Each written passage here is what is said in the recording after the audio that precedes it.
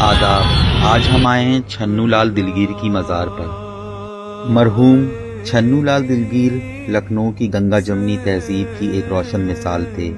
مذہب سے ہندو ہونے کے باوجود انہوں نے امام حسین علیہ السلام کی عظیم شہادت پر ایسے درد بھرے مرثیے اور نوحے تحریر کیے کہ آج بھی ان کی گونج دنیا بھر کی مجلسوں میں سنائی دیتی ہے۔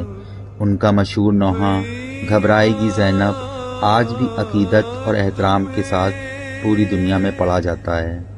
چھنو لال دلگیر راجہ جھاؤ لال کے بھائی تھے، جن کا امام باڑہ بیت المال کے نام سے آج بھی ٹھاکر گنج میں ہے۔ یہ مرزا دبیر اور میر انیس سے پہلے کے بے حد مشہور مرثیہ خواں اور شاعر رہے، جن کا شمار تاریخ اردو کے سب سے پہلے مرثیہ نگاروں میں کیا جاتا ہے۔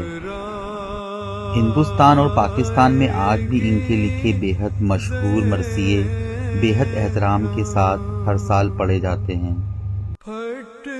آپ کی آخری آرام گاہ لکھنؤ کے نکاس محلے کے چڑیا بازار کے پاس ایک پیڑ کے نیچے موجود ہیں، جسے وہاں کے رہنے والے پیڑی قبر کے نام سے بلاتے ہیں۔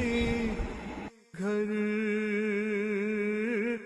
کو کلے